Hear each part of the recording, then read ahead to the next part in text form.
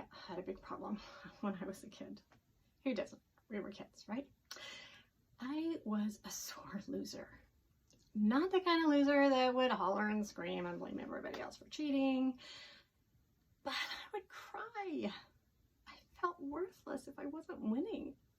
What sense does that make? As kids, we internalize so many weird things that don't make sense, things that aren't right, along with a lot of good things, you know, like how to play together. Lots of fun things. And those programs, those things, those beliefs that we learn in childhood stick with us for a long time. Now, I got over that, you know, in high school, college. It just wasn't cool. So I learned how not to cry when I was losing at a game.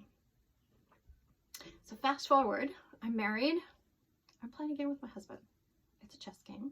I don't remember exactly how many years since we'd been married. We were playing a game, and all of a sudden, I started crying. My tears welled up. I could not hold them back. And I'm going in my mind, I'm screaming at myself, "You're a grown woman.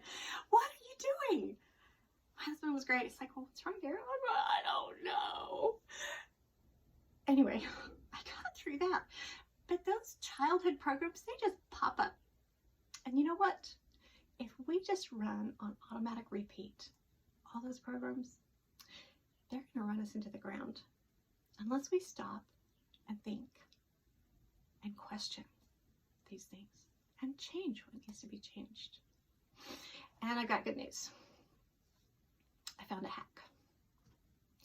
Henry Ford said almost 100 years ago, thinking is the hardest work there is, which is the probable reason why so few engage in it. I love Henry. And I'm with him. Thinking is hard. I found a hack. It's an age-old principle, technically known as the principle of reciprocation. You may know it as the golden rule. Do for others what you would want to be done for you. Yeah, be nice. But this is not a religious concept.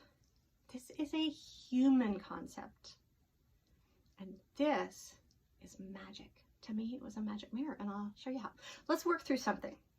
And so your boss is being a jerk, or your spouse is doing that thing again, your partner, your roommate. I gotta be nice, I know. But stop and think, what do I really want? For me, I would want someone to be honest.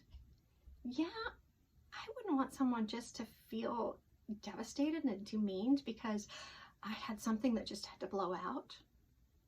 But let's go a little deeper. Say, how do I want to be told I'm a jerk? You're such a jerk! No, that's not it.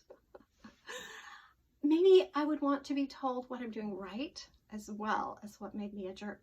Because if I'm going to go changing things, I don't want to change what doesn't need changing. Life is not a series of dirty diapers. You don't just change stuff for the sake of changing it. You think about it. You ask yourself what I want. And that's where the magic comes in. There is this person inside of me, probably inside of you too, that just wants to be seen, just wants to be heard. And guess what I just did? I just saw her. I asked her what she wanted, and I listened to her. I listened to what she told me. I validated her. And now when I approach that other person, no matter what they say back to me, I am already validated. I'm not going to be looking for validation from them. That's the magic. That's what showed me how to respect and love myself. And I want to tell you about Anelia. Super, super sweet woman. She read my book. She's been through my workshop. She told me about last Thanksgiving. She has a daughter that just sometimes, I mean, they have a good relationship mostly, but sometimes she just says the meanest thing. And it just cuts her. And she blinks back the tears and sucks it up and just moves on. This time, she didn't. She stopped. She looked at her daughter and said that she was not going to stay where she wasn't respected. I hope you guys have a nice dinner. And she walked out the door. I want to be her when I grow up. That was amazing. And she told me later that she was walking on air as she left. She didn't feel any remorse at all. But before, she would have been mortified, devastated. Oh, what have I done? No, not this time. And weeks later, when she told me, she was still glowing. 7 steps. 7 steps. Wait a minute, Adrienne. It's a golden rule. There's 2 steps. What you want, treat others. Now, 7. And this is how it started. I asked myself what I wanted most from other people. What is it for you?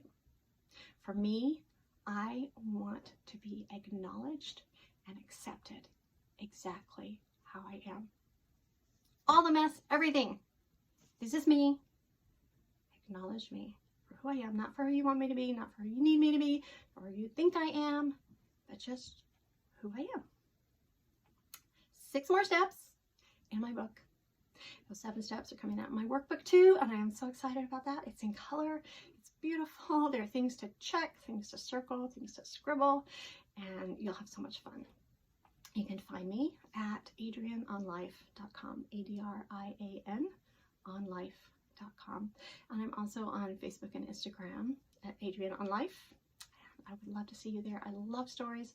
When you want a deeper dive, I also have that workshop. We do 8 weeks, weekly jam sessions online, and it is so much fun. I would love to see you there. I'm also available if you want a private question answered or another consultation. I love stories. Can't wait to hear from you.